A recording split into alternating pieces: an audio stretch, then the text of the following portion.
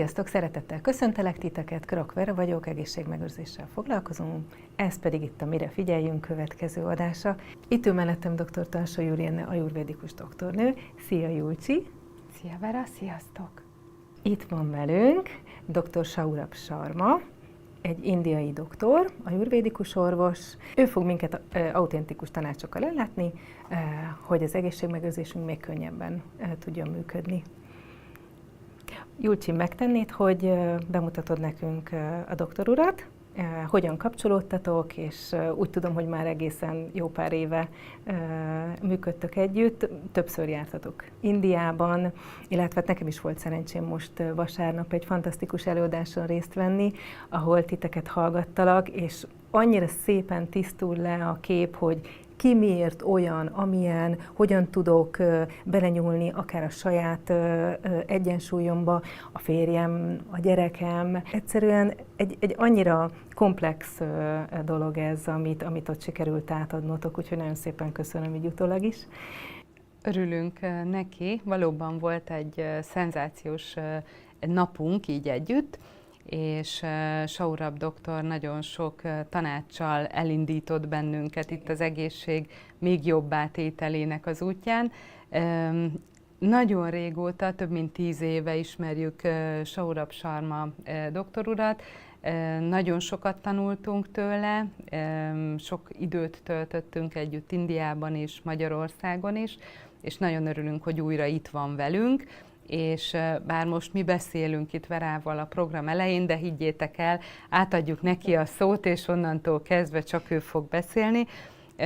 A Santarpan Ayurveda klinika alapítója és vezetője Delhiben, ami tulajdonképpen panchakarma terápiákkal foglalkozik leginkább, de egyébként bármilyen betegség segítésében, egyensúlytalanságok helyretételében az egész világból Delhibe az ő klinikájára érkezőknek tud segíteni, és nagyon-nagyon szeretik a páciensei, mert amellett, hogy doktor, és a természetet is segítségül hívja, tehát Ayurveda doktor, amellett egy nagyon jó ember is, úgyhogy mi nagyon szeretjük, és a szívünkben van.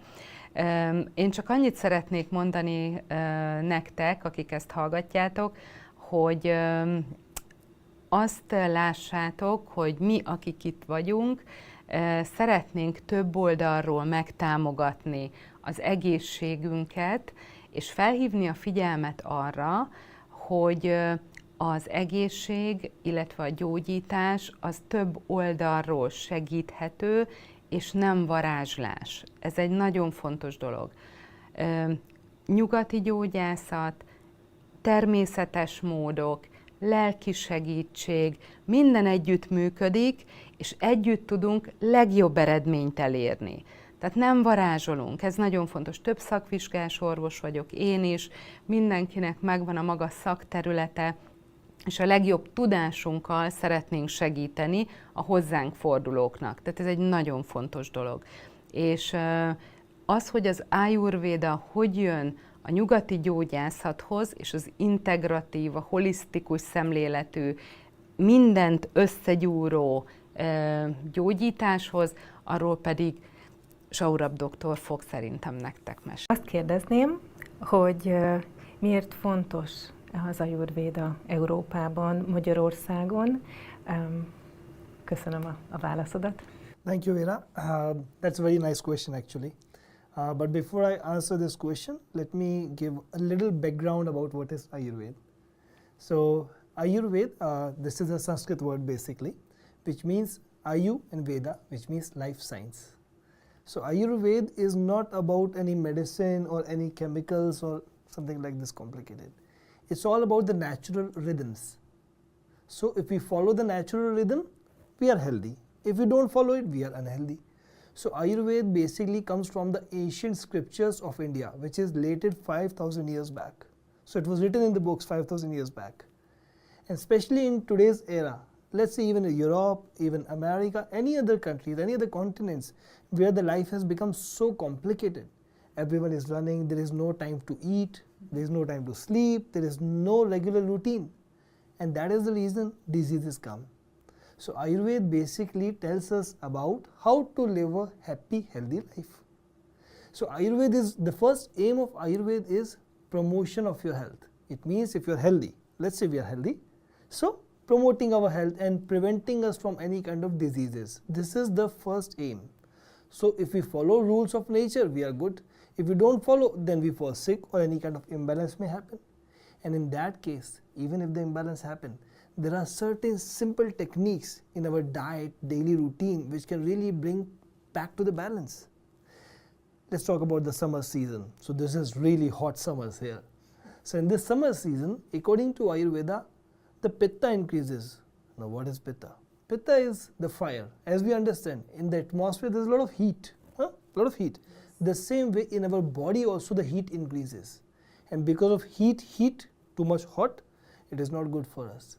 So Ayurveda tells that in this season when the heat is too much, we should do a little rectifications in our diet and daily routine.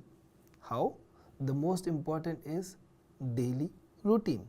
What is daily routine? Waking up on time. On time means before sunrise. Going for a nice walk. Doing breathing exercises which we call pranayama, little yoga. Some techniques which really calm down the brain and the body.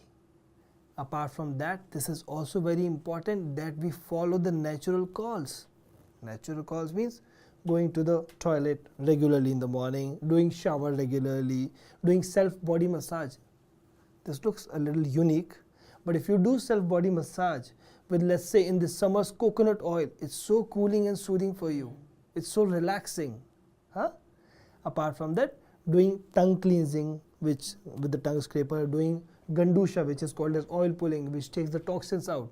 These are simple yet practical procedures which should be done every day. But in summers, definitely we have to take care of our digestion, of what we eat, what we don't eat. In the summer season, according to Ayurveda, the digestion capacity is weak. So our breakfast should be light. Sweet fruits. So in the morning, have a good breakfast, but not huge breakfast. Light breakfast which you can easily digest. Normally you must have seen a lot of people. In the summers they eat a lot of breakfast and they feel tired, bloated. This is the reason. The breakfast should be very light. The lunch should be around noon, approximately 12 p.m. to 1 p.m. something like this. This is a good time because the sun is strongest. So it will be nice. In the lunch also you should take good food but not too hot, like eating a lot of meat or eating a lot of spicy food. That is not good. Drinking these aerated drinks with a lot of caffeine. Caffeine is not good in the pitta season, or let's say the fire season.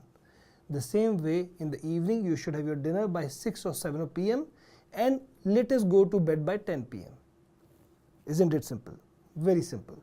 Yes. But this is what Ayurveda says. Simple living and happy and healthy life living. Yes, my friends, I have to say this again. You may have some imbalances, and all the imbalances are corrected with the Ayurveda. And yes, as Dr. Julia said, it is integrative medicine. It means, let me not use the word medicine. It is integrative science, where we take help of modern techniques for any kind of imaging, any kind of test. And with the simple laws of nature, simple rectification in your diet and daily routine, we can bring back the balances.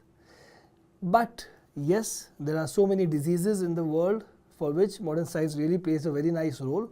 So whatever can be done easily, I think mutually modern science and Ayurveda can do together. Where I also have a question from you. What do you think about the diseases and the psychological aspect?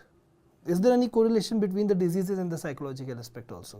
Igen, köszönöm szépen, és nagyon szépen végigvezetted. Annyira érthető volt az, hogy mennyire fontos a napi rutinnak a fenntartása az Ayurvéda szerint, és hogy mennyire könnyűvé tudja tenni a napot ezekben a forró nyári időszakokban is.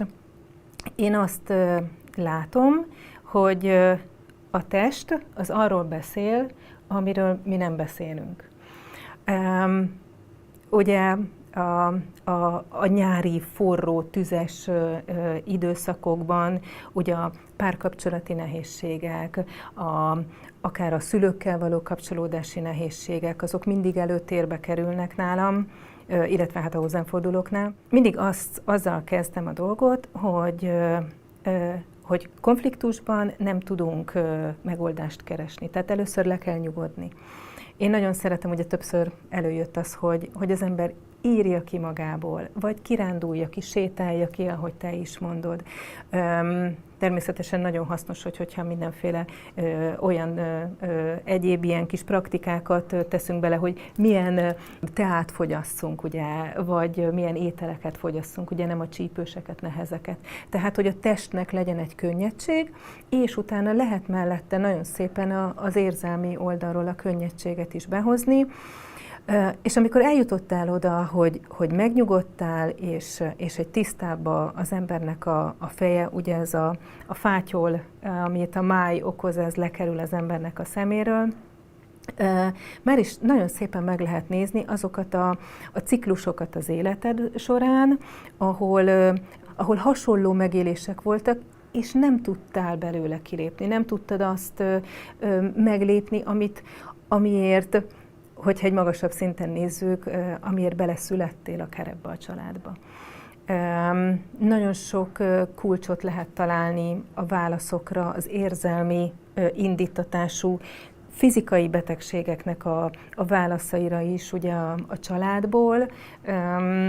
Például erről már beszélgettünk, a gyomorterület, az a családon belüli félreértés jellemzően.